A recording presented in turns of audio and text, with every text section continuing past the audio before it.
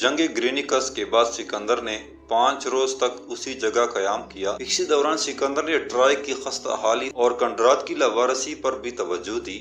اس نے اہل شہر کو شاہی خزانے سے رقوم دی تاکہ فصیل کی مرمت کی جائے اور آثار قدیمہ کی حفاظت کا انتظام کیا جائے۔ اس نے ٹرائے کے باشندوں پر کسی طرح کا محصول بھی نہیں لگایا۔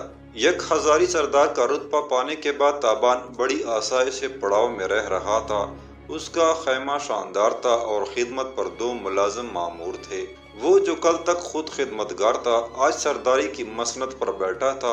وہ دستہ جو تابان کی کمان میں آیا تھا خود کو خوش قسمت سمجھ رہا تھا کہ اسے ایک نامور بہادر کی قیادت نصیب ہوئی ہے۔ یہ 5ویں روز کی بات ہے۔ عسکری مشقوں کے بعد تابان ابھی اپنے خیمے میں واپس لوٹا ہی تھا کہ سکندر کی حفاظتی دستے کا سالار اس کے پاس پہنچا۔ سالار نے تابان کو اطلاع دی کل شام ایک تقریب میں ترقی پانے والے سالاروں کو تلواریں اور پوشاکیں دی جائیں گی۔ تابان کو بھی 1000 سردار کی تلوار اور پوشاک دی جائے گی۔ اس کے علاوہ تقریب کے بعد چند مجرموں کو موت کی سزا دی جائے گی۔ ان میں سردار شلال کا نام بھی شامل ہے۔ تقریب میں شریک تمام افراد سزاؤں پر عمل درآمد دیکھ سکیں گے۔ اس اطلاع سے تابان کا دل بجھ سا گیا، لیکن اس کے ساتھ ساتھ اسے کچھ حیرت بھی ہوئی۔ سالار نے صرف شلال کا نام لیا تھا، جبکہ شلال کے ساتھ نورین اور گونسل بھی شاہی ماتوبین میں شامل تھے۔ اس نے سالار سے پوچھا، شلال کے ساتھیوں کے بارے میں کیا فیصلہ ہوا؟ سالار نے اطمینان سے کہا، ان کا فیصلہ قدرت نے کر دیا۔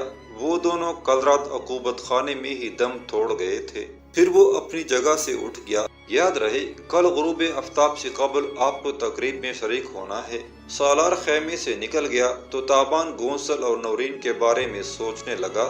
مکافات عمل نے آنن فانن اسے آ دبوچا تھا۔ تابان اور ہوش مند کو قتل کر کے انہوں نے اپنے سر پر کامیابی کی دستار سجائی تھی، سکندر سے رتبے اور انعامات حاصل کیے تھے اور چند روز پہلے تک نشے میں ڈوب کر حسینوں کے جرمٹ میں داد عیش دے رہے تھے۔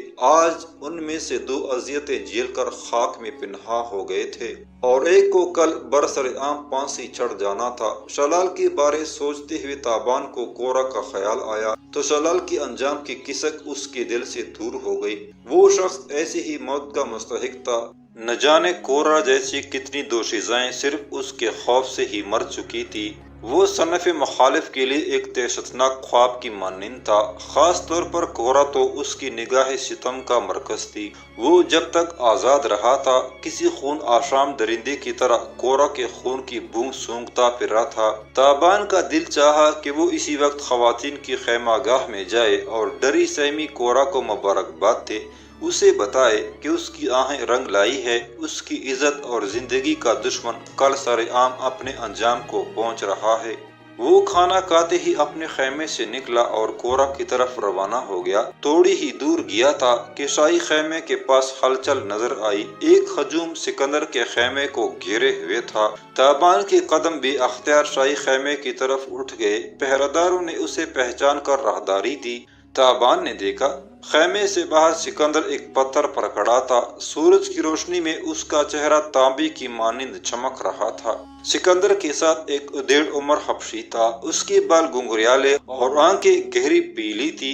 چہرہ دیکھتے ہی اندازہ ہوتا تھا کہ وہ ایک طویل سفر طے کر کے آیا ہے۔ اس نے کمانداروں اور سرداروں کے ہجوم سے خطاب کرتے ہوئے کہا، سرداران لشکر، میں نے جو کچھ دیکھا تھا سالار اعظم اور آپ کے سامنے بیان کر دیا ہے۔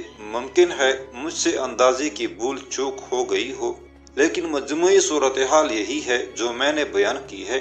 شاہی مقدونیہ کے ایک ادنا خدمتگار کی حیثیت سے میری ذمہ داری ختم ہوتی ہے۔ اب آپ سرداروں کا یہ کام ہے کہ غور و خوض کریں اور حتمی فیصلہ کرنے میں سالار اعظم کی معاونت کا فرض انجام دیں۔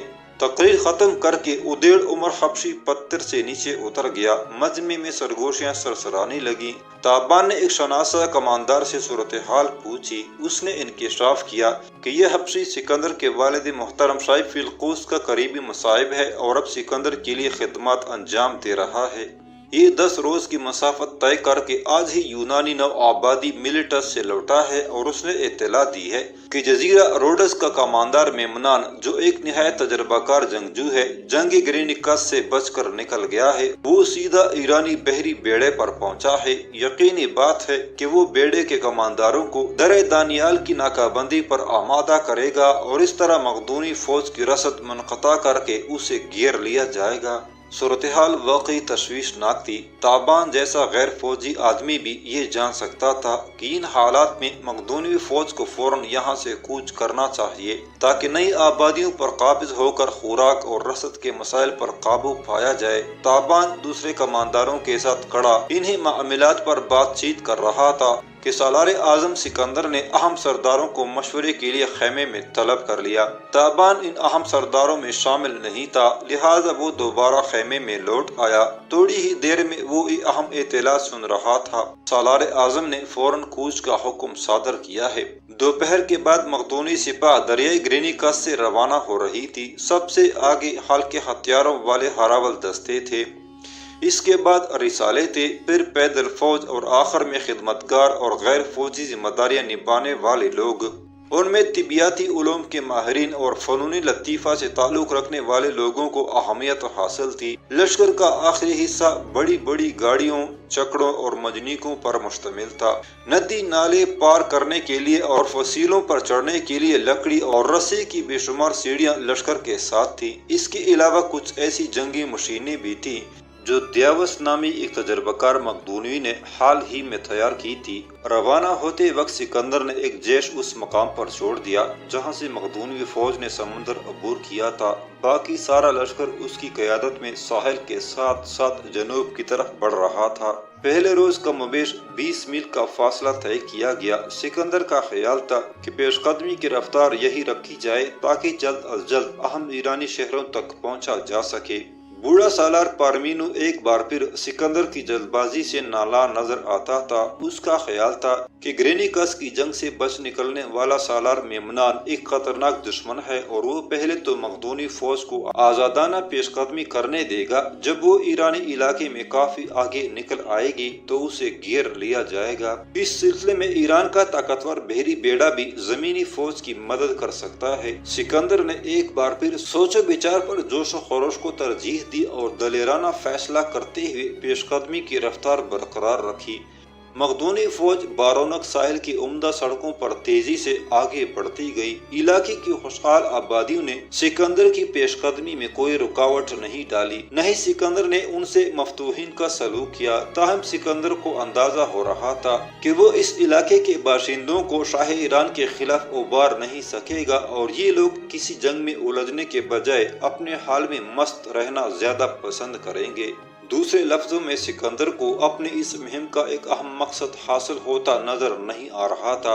نئی جمعیت متحدہ یونان کے سپہ سالار اعظم کی حیثیت سے ایشیا پر یلغار کا ایک مقصد یہ بھی تھا کہ یونانی نو آبادیوں کو شہنشاہ ایران کے جوئے سے نجات دلائی جائے، مگر ان نو آبادیوں کے باشندے ایسی کوئی خواہش نہیں رکھتے تھے۔ وہ اصل یونانیوں سے بدرجہ بہتر زندگی گزار رہے تھے اور یونان سے نقل مکانی کرنے کے بعد وہ کسی طرح بھی گھاٹے میں نہیں تھے۔ وہ ایک چمکیلی صبح تھی۔ مقدونی لشکر حالت سفر میں تھا۔ سکندر اپنے خوبصورت گھوڑے بیوسیفالس پر سوار تھا۔ ایک خدمتگار سکندر کے بالکل ساتھ ساتھ اپنا گھوڑا چلا رہا تھا۔ اس نے سرخ ریشم کا نقری جالروں والا صاحبان سکندر پر تھان رکھا تھا۔ سکندر کے ہم رکاب وہی ادیڑ عمر حبشی تھا جو بحری بیڑے کی نقل و حرکت کی اطلاع لایا تھا۔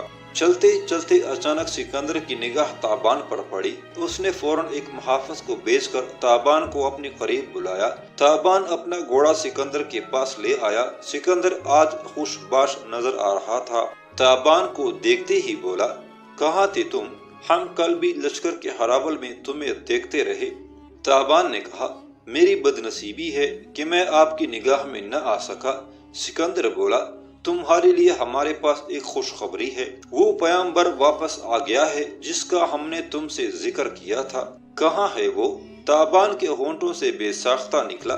سکندر نے پہلو کی طرف دیکھ کر ادیڑ عمر حبشی کی طرف اشارہ کیا۔ یہی تو ہے یرغا، یہ والد محترم کے زمانے سے ہمارے لیے خدمات انجام دے رہا ہے، ہمارے دل میں اس کی اور اس کے اہل خانہ کی بہت عزت ہے۔ تابان نے بے تابی سے پوچھا، محترم یرغا کیا خبر لائے ہیں؟ سکندر نے کہا، جاسوسوں کی اطلاعات درست تھی، وہ دوشیزہ شہزادی مارشا ہی ہے، اس وقت وہ ہیلی کارنیس کے ایک بڑے عبادت خانے میں موجود ہے، باقی تفصیلات تم یرغا سے جان سکتے ہو۔ یرغا اپنی جہاندیدہ نگاہوں سے تابان کو دیکھ رہا تھا۔ سکندر نے یرغا سے مخاطب ہو کر کہا، یہی وہ یک خزاری تابان ہے جس کا ذکر تم سنتے رہے ہو، ہم چاہیں گے کہ آج شب پڑاؤ میں اسے تم شہزادی کے بارے میں تمام تفصیلات سے آگاہ کر دو۔ یرغا نے اطاعت مندی میں سر ہلایا، تاہم منہ سے کچھ نہیں بولا۔ وہ بیگی بیگی آنکھوں والا ایک خاموش طبع شخص تھا۔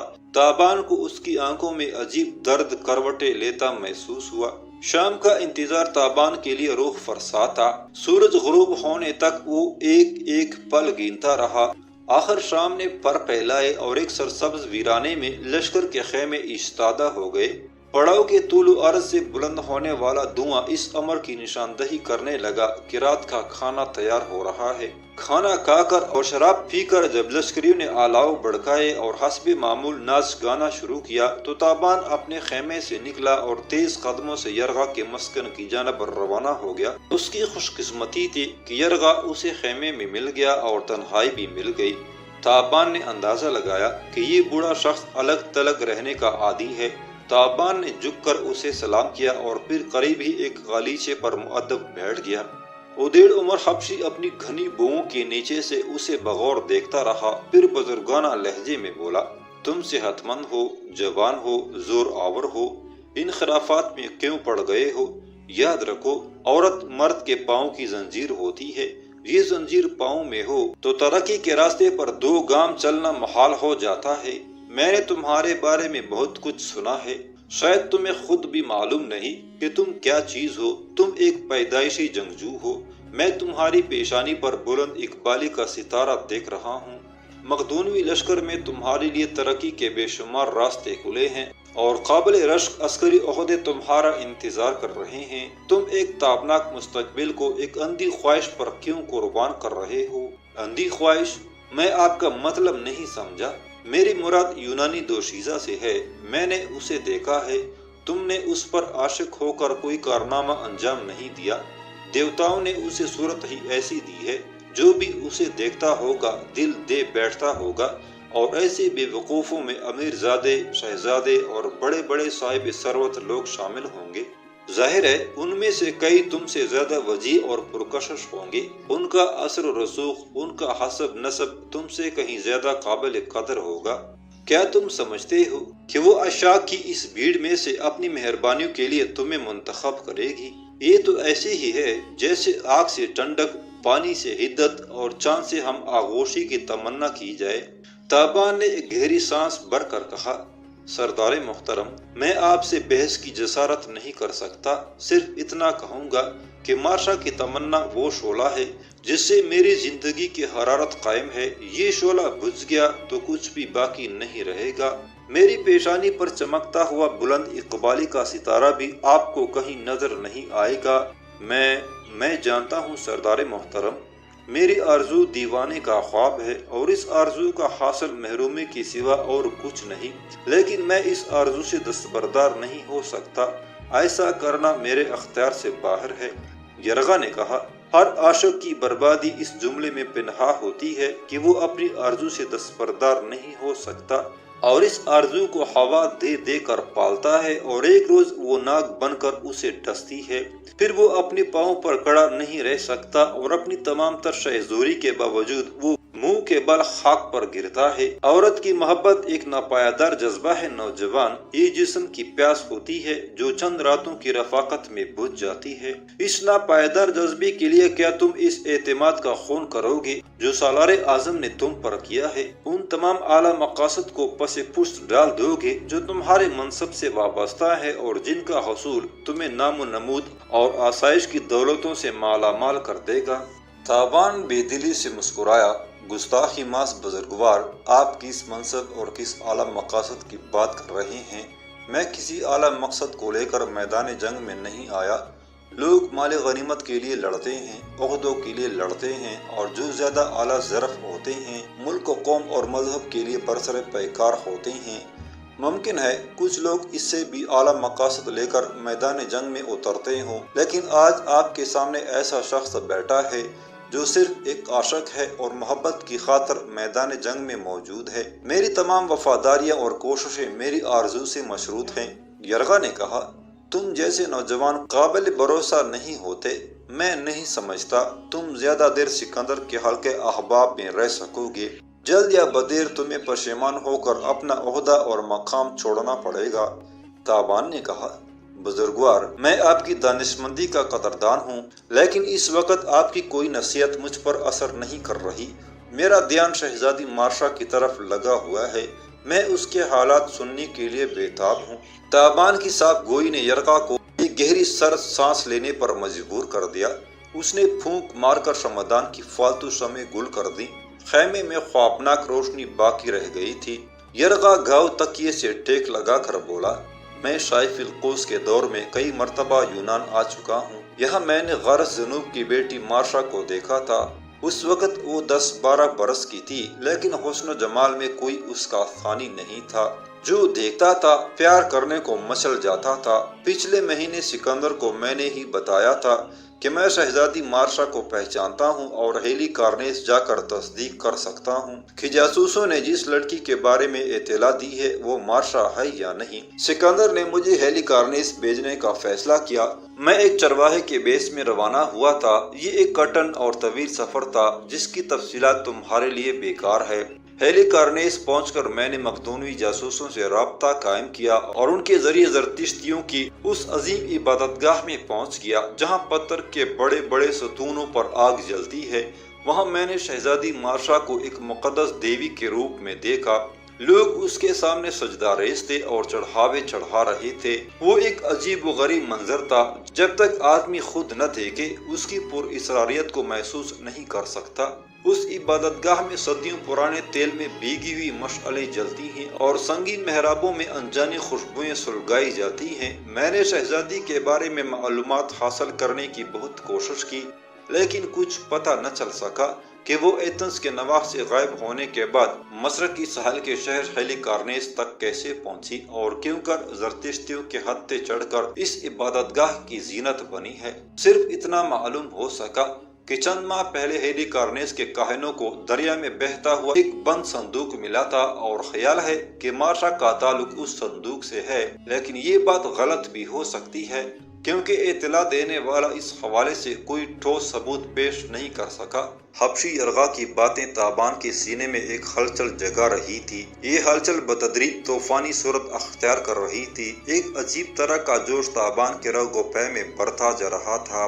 1 سال بعد آخر اسے مارشا کے متعلق ایک اچھی خبر مل گئی تھی۔ مارشا ہیلی کارنیس میں تھی اور تابان ایک عظیم الشان لشکر کے ساتھ ہیلی کارنیس کی طرف بڑھ رہا تھا۔ اس کا رخ مارشا کی طرف تھا۔ جلد یا بدیر اسے اس شہر کے دروازے پر دستک دینا تھی جس میں مارشا رہتی تھی۔ اس کا دل چاہا اندھیرے کی چادر آنند فانند چاک ہو جائے، خورشید تابناک اچھل کر مشرق سے طلوع ہو، کوچ کا نقارہ بجے اور وہ اپنے سفر پر روانہ ہو جائیں۔ اس وقت تک چلتے رہیں جب تک ان کے گھوڑوں میں دم ہو، اور جب گھوڑے ہام کر گر جائیں وہ پا پیادہ بھاگنا شروع کر دے اور ہیلی کارنیس کی فصیل تک پہنچ کر تھم لیں۔